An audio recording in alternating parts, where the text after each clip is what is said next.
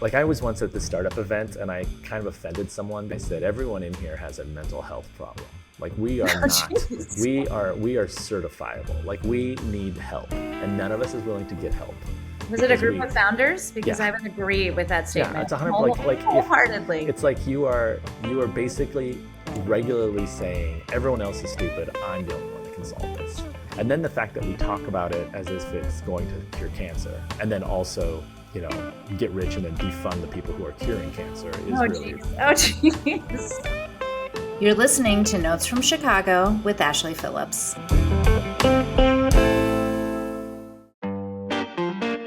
I am so excited today to talk to my friend, former boss, Frenemy.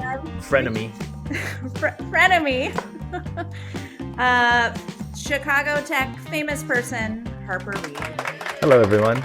I'm Harper. Harper, when I was talking to my producer about you and like talking about what we might cover in this episode, there were so many things. You've done so much, and I didn't really know how to fully describe you. How would you describe yourself and your career thus far? Typically, I try not to.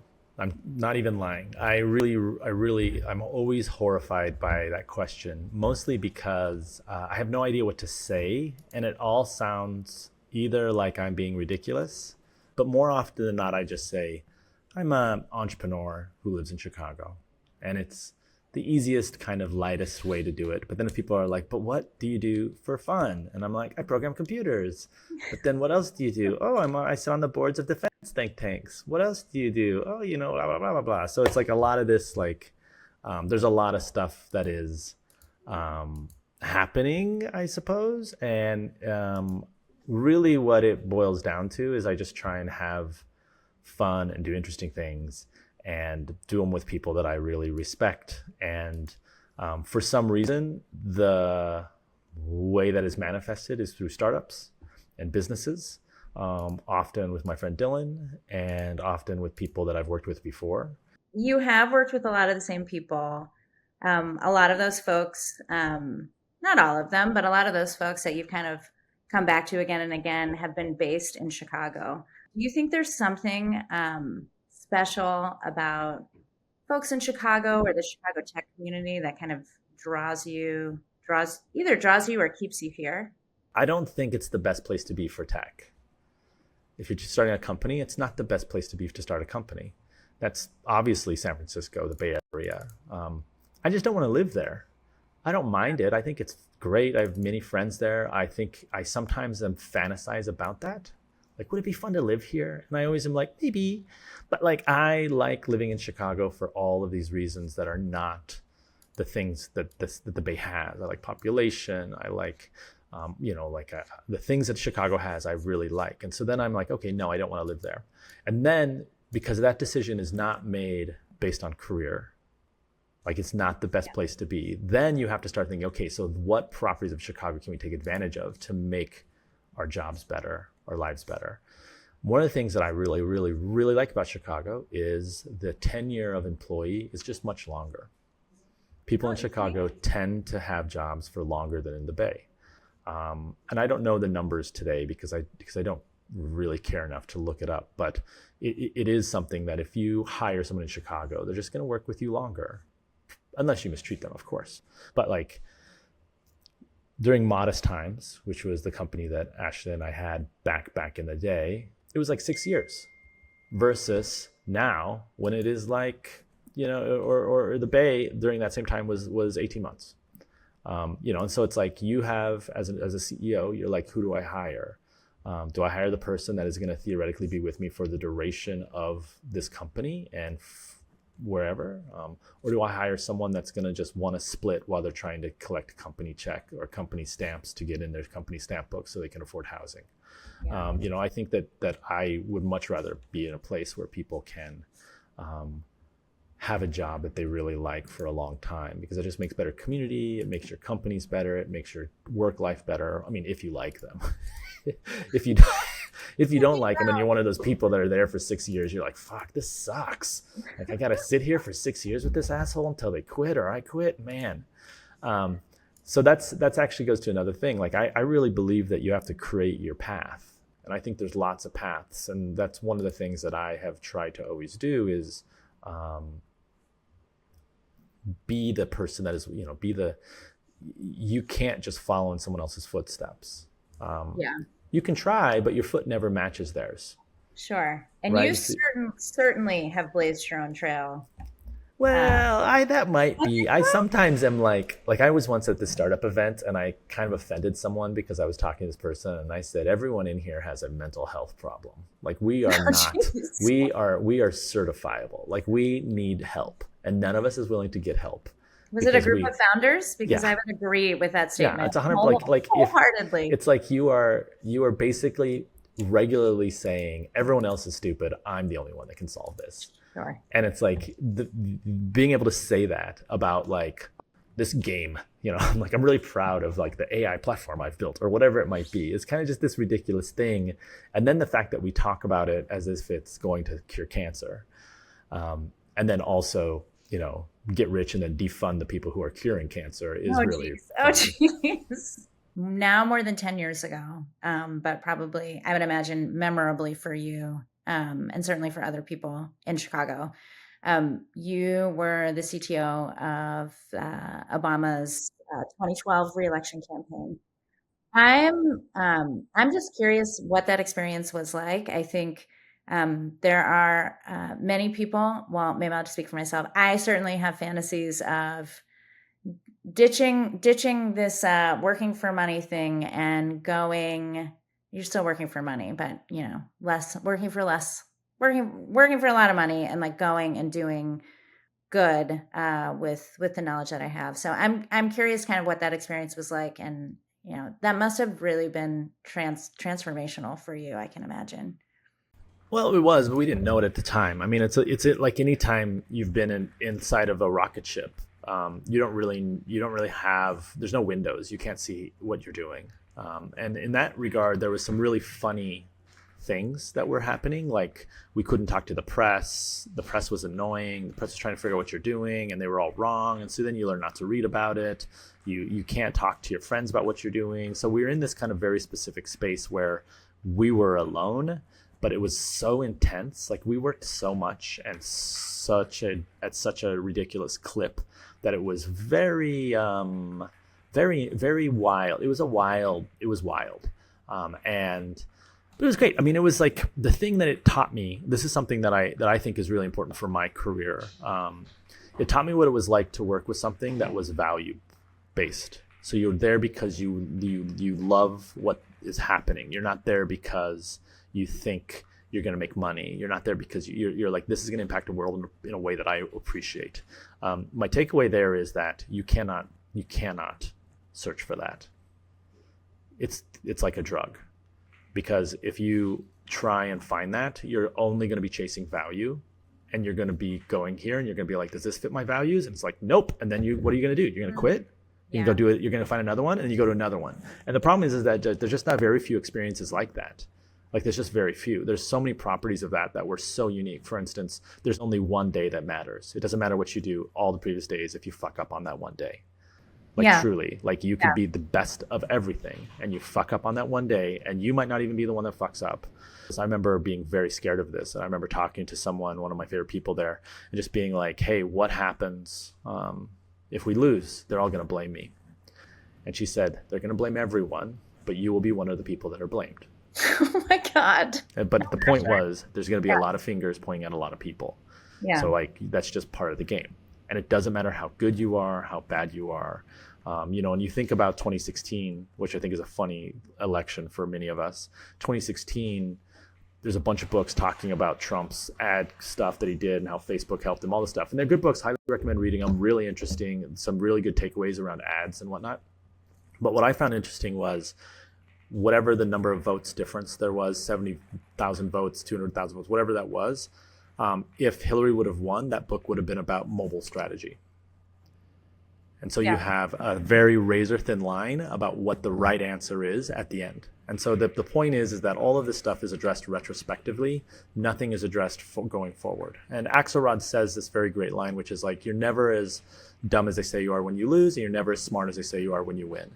And I've really thought about that. And when you and I started working together, I had that sign up in my office that said, "Don't believe everything the press says about you." Sure, yeah. And because there's a thing here, which is like, not only can you not chase value, you have to be lucky with finding that.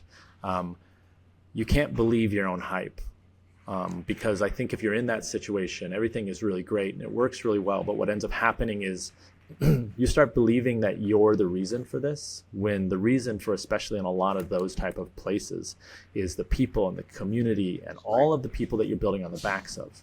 All these people that are doing the work that you don't necessarily see, all the people that are facilitating that, all the people that are giving money, all the people that are volunteering, all the people out in the streets that are doing this work. And just because I was able to get a bunch of like tech bros from Silicon Valley together and point them in the right direction, it's not fair that is the story versus the story of all the people that actually did the work. Like we always thought of ourselves as force multipliers, not as the reason for the season, so to speak. Yeah. That's amazing. So, I mean, you've been a 3-time founder. You've done a bunch of different things. What are you doing in very different realms, as you mentioned, in politics, in payments, in commerce, kind of related to payments. But what are you doing? Talk about what you're doing now. It's a great question. You've been in media before. You know how media training works. When they ask you a question you don't know how to answer, you're just like, "Great question. Actually, I really appreciate this." Well, it's just a nuanced thing or whatever. I don't know how to answer that question. But one thing that I've been thinking a lot about, or we've been thinking a lot about. So we started this company about a year ago. It is a AI agent company. It is specifically about multi-agent workflows. So really putting a bunch of agents in a bucket and just kind of seeing how things go. Ultimately, what we're probably trying to do is admin work. So emails, Excels, shit like that, things that you would do at a small business. We've built a lot of really good teams. We've done a lot of work around building teams. What kind of things from the building team perspective can we apply to agents? So what about those organizational principles can we apply to multi-agent workflows? What are the outcomes for that? And so in some regards, our company, which is 2389 Research, in some regards, what we're thinking a lot about is like the organizational psychology of agent workflows. This is very strange. This is like a weird thing to do, and it's kind of funny because we're not organizational psychologists. No. We just know how to build teams that are pretty effective. I think we will talk about in a month or so that you're going to be like, "That's what you built? What are you doing with your life?" I sometimes feel like we're speed running 2001 to 2007 work culture with agents. And then we're going to soon be speed running 2007 to 2014 work culture with agents. And it's all tech. Like this is tech. This is software that we're building. There's some interesting things that we're doing differently. We're really thinking a lot about benchmarking, because one of the things that is true is that you can build a bunch of cool shit that is great, but if it doesn't actually have better outcomes, then why are you doing this? We have this other thing that's happening, which is really fun, is we've been taking advantage of a very robust intern program, which we've never done before. And so, for instance, we have these wonderful interns who are participating and hanging out, and they are doing real work because they're aided by both what I would call like a coach, which would be like someone like myself or Clint or someone who has a lot of experience, and then aided by AI agents to help bolster them. And so you have someone who's very, very smart, has a lot of not a lot of experience and doesn't really know how to work. And then we get to show them how we work, plus the agents get to show them how to do the work. And then they're not competitive, they are competitive, but they're hyper competent at that point in time.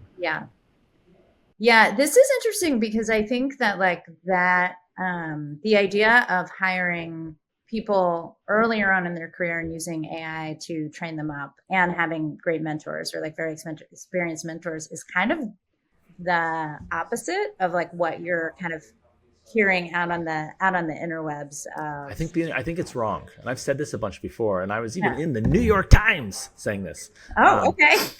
Because I really think it's wrong. I think that the problem is that people are not litigating this through the lens of capitalism. They're litigating it through the lens of their emotions. Yeah. And so if you're a mid-level tech person, of course you're not going to say I'm first to get cut.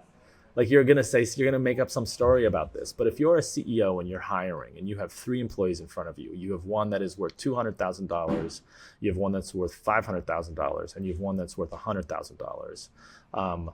Who do you cut? You don't cut the cheap one.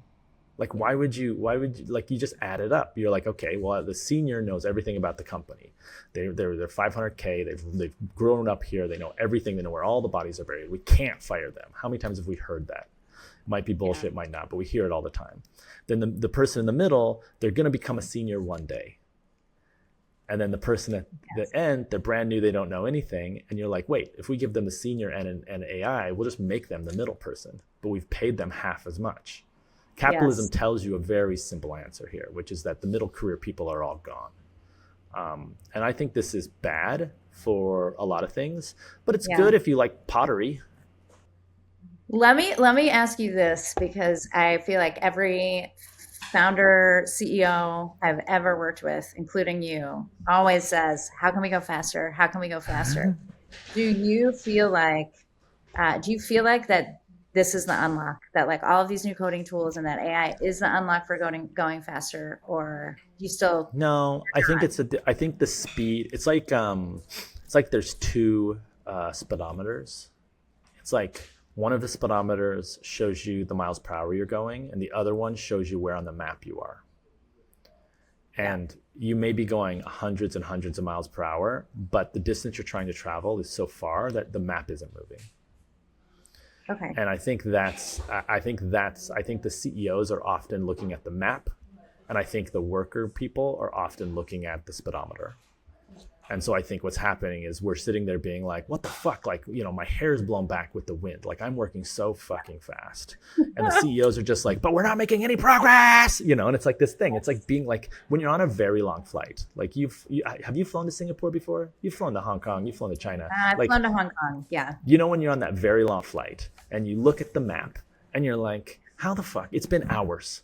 Yes. Like, why are we still in North America? What is happening? And then you're like, whoop. And then you're like, okay, it's been hours. Why are, and so on and so forth. And I think that's kind of what happens here. And I think AI doesn't necessarily help that, because it still makes the hard things are still hard. Growth is still hard. Making the right product is still hard. Making the right decisions is still hard. It's even harder now because you can make all of the wrong decisions way faster. Whereas when like you and I were working together in a traditional team, it would take, let's say you had 6 months to build the thing because you were just building it, you were crafting it, you were spending all this time making sure it's the right decision. Like 2 months in, if you saw it was wrong, you could just slightly turn it. But now you're getting all the way to the end. And so you're like, we made it. And then you're like, wait, this is the wrong thing. And you're like, okay, now it's faster. So then 2 days later, you have the next thing. But I think what this means is that you can try more things. And I don't think that's necessarily better. I think it's like just because you can make 20 tables doesn't mean that you're going to make the table that works. Yeah. So then you have to figure out what is the process that allows us to have the same level of crafts that we would have in the old ways, but in this way that is new. And I don't necessarily think that we have figured that out. We're definitely more on the like, let's be fast as shit. Yeah. Let's be fast, fail, try again. But it's not, but I hear what you're saying. Like you have to edit, like you have to have like you have to edit, like you have to be an editor, and you really have to, you still have to pay attention. I think that's the role of the executive, and that could be like a senior PM, that could be whatever, it doesn't matter. I guess seniority doesn't matter as much as authority. Like the person that's able to edit is the person that should be editing. In my experience, you are very good at seeing ahead and being pretty like future thinking about tech in general. So outside of like outside of the tech world, like how do you imagine this plays out for just like a normie, like a normal person? What does this look like? I think the more interesting question, though, is how does that affect us um, as people? And I think Yeah. it's going to be really, really, I think it could be really bad because I don't think there are any more jobs. And I don't say that in this like AI takeoff singularity bullshit way. I say this in from a capitalism standpoint of we already saw what happens when companies get a small tax break removed and how it Yeah. affects layoffs. What happens when you basically get a 40 to 60% productivity boost with a new set of tools that cost 1/100th of an employee? Why would you hire anyone? And so anyone who is, and I think that the reason why this is so hard for us is because as knowledge workers, we've been the ones with the knowledge. We thought that we were safe. And so I think it's really important for us to think, okay, what happens if we're not safe? Just what happens? What do you do as a knowledge worker? How do you work? What is your job? What is your day to day? What is your backup plan? Um, it's a little scary. What does the Tea Party look like when it's knowledge workers instead of factory workers? Like, there's a Yeah. lot of questions that we need to answer, and I don't think we have answers. And I don't. This is not like a West perspective. I think the difference is other countries have figured out how to give social support for people, and we don't have that. And so the U.S. is very alone in this as being a problem. Yeah. Yeah. I mean, little scary. Food for thought. Food for thought. Maybe you just start your own company and that's what you Well, that's I mean, this is something that we did. I mean, I very clearly have told many people, like VCs, friends, etc. Like one of the reasons we started a company is because it's a nightmare outside right now, and I yeah. need a distraction. And the thing about this being a distraction is it's really nice and it's fun and it feels good. And you come in, and you create, and you're building things, and people like what you build, and you're like, this is beautiful. And it gives you a lot of autonomy. I've come to the conclusion that autonomy is a really important thing that people like. That's something that we all want to express, but oftentimes we don't. So how do we maintain autonomy throughout these aggressive changes is something that we need to think as people who are middle in our career, who are thinking through this stuff, who are leaders, etc. When you look at your team and you give them an AI tool, that is a step towards removing their autonomy, right? Like these people Yeah. have built their whole careers on I'm a coder, I craft code, or I'm a product manager, I'm crafting this PRD, this strategy, this how we're making money, all these things. And now you're thinking, no, just ask ChatGPT, right? And so you've Yeah. just removed this like thing from their brain, and now they don't have any hope for the future. And so we need to think with our teams, okay, you don't have autonomy in this space that you had, but where else do you have autonomy? I don't have an answer. This is something I think about Yeah. all the time, and I've been really, really thinking about this. Like, does it? What is the downstream effects? Nobody knows. It's very complicated. I was talking to a friend who said that we were talking about this very thing, and he said that he was talking to a doctor friend of his who has some startup, and he's a famous doctor or whatever, and he was saying that the two worst patients are teenagers and like boomers. And his reason was because in both cases they're experiencing for a very like the first time that they can think of Yeah. an aggressive loss of autonomy. Like someone who's in their 60s or 70s goes into the doctor, it's not good. That's not a good prognosis. Like it's not, Yeah. they're gonna die. Someone who's a teenager doesn't. They're just like experimenting. They're like, I don't want to do what you tell me. And so Sure. that's why when someone goes in there, and like Fei Lee's book about AI, she talks about this perfectly. I highly recommend that book. She talks about this perfectly about how that's why people be like, I don't want care. And you're just like, what do you mean? Like, I'm sure some of us have dealt with this with our parents. We're like, what the fuck do you mean? Well, do the thing. And they're just like, no, I don't want to. And it's because that is an expression of autonomy within a place they have no control. And I think this is something that we're going to see a lot more of. And I think it's really going to bruise our society even more than it's been bruised thus far. So we have time for one last question. And I have been typically asking people at the end of these episodes one of two questions. One that I think you talked about a little bit is, what do you love about Chicago? But I think you got into that. So I'm going to ask you a different question. And I'm going to ask you, when people come here to visit, what are the things that you tell them they have to do? Oh man, I don't even know if I ever tell them they have to do anything. I'm trying to think. I mean, like the architecture tour, right? Like you got to do that. But like, I've been on a campaign to not have people visit Chicago. Like anytime on the internet, someone's like, should I go to Chicago? I'm like, no, it's dangerous. No, You're going to get shot. The reason is because we don't need more people here. It's perfect. We just need to keep it cool, man. Keep it cool. I am, as you know, and obviously the audience doesn't know this, I have a lot of connections to Japan. I think about Japan a lot because I have a lot of friends there. And a friend of mine, Craig Ma, just wrote this really good post about over-tourism.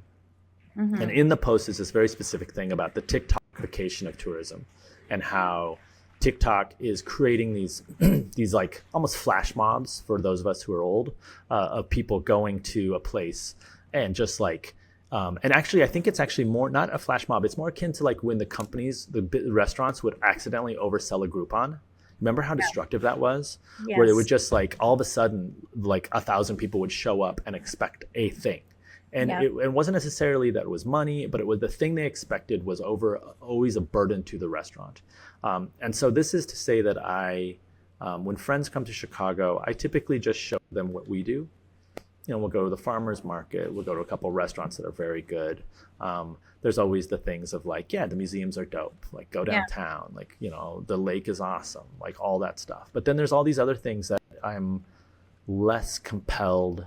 It's not gatekeeping as much as I don't want to be a part of the destruction of the community that I live in. And I think it's very easy to be like, oh yeah, why don't we all go to like the small restaurant that's dope? And then next thing you know, that's just, you know, it's a bunch of rollerboards. And that's like the last thing I want, because that's not how you make a good community. Yeah. And so in many ways, it's like if someone wants to come visit Chicago, they can go visit Chicago. Like I'm on Threads sometimes looking at it for somehow they algorithm me into Chicago. I finally got off of hard-bodied influencers because I was doing like looking up fitness stuff, and it was all these like people with like -7 body fat, and I was like, what am I doing with my life? I finally got into stereos. I was like, good, I was clicking stereos, and now I'm in Chicago. So I'm like, okay, something is going better. Like I no longer have to like deal with running influencers that look ridiculous. But the Chicago, there's like half of the posts are like, I went to Chicago and it was horrible. And you read what they did, and they just did stupid shit. Yeah. But they didn't step out of downtown. They didn't take advantage of the city in any regards. And I don't mean like, I mean like they didn't go outside of the loop. Like they didn't go to the lake. You know what I mean? And it's just like, with your eyes, you can see stuff. Go see those things. Yes. But I do worry about, I think Chicago is one of the last places in the U.S. that is a rational place. It's not LA, it's not New York, it's not San Francisco. It's pretty inexpensive for what it is. It's still expensive, so it seems fancy, you know, et cetera, et cetera. So that's something that I keep thinking about. So I don't know the answer. You were probably looking for like, I like to send people to this place, and I'm just like, here's how I think about this philosophically. Hiromi, my partner, always thinks about this, makes fun of me about this shit. But here's where I send people. Okay. I send them to Noodlebird, Mackey's restaurant. Love Noodlebird. Yeah. I sent them to my friend's restaurant, Flying Saucer in Humboldt Park, which is a go-to breakfast spot. Really chill. I sent them to Handlebar. Most of these places are places that are very flexible from a diet standpoint. So gluten-free, vegan, whatever. I will then, you know, like eventually I'll end up waxing about my fondness for clubs and going outside. Yes. And so we've had these conversations. Yeah, and maybe like, you know, so if it's depending on what's going on, like West Fest is this weekend, so like, you know, maybe recommend that. And then from there, it's just kind of like, yeah, man, the museums are dope. There's a bunch of secret ones. There's like the Wrightwood Museum, which is super cool. There's all these like things that are kind of hidden away. And then it's just like, you know, where are you staying? Oh, you're downtown, or you're by McCormick. Like, cool. Like, you're fucked. Like, have fun in corporate land. So that's kind of how it goes. Yeah, love it. All right. Well, Harper, thanks so much for taking the time today. This was super fun. I love getting to talk with you always. Great. Thank you so much. Thank you for listening to Notes from Chicago. This podcast is edited and produced by Tanisha Blakely. Be sure to like, follow, and subscribe to Notes from Chicago on YouTube and wherever you listen to podcasts. Bye.